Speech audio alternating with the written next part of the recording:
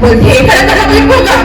अरे कुछ नहीं, दिवाली त्योहार लखा में आ रहे और मैं सोचा था अपना एक बार से बाद में खेलूं, पहले मोर भाई मन से जुआ ना खेले था। अच्छा जी, हमार बोल जुआ जुआ खेलना तो बहुत बड़े पाप है भैया।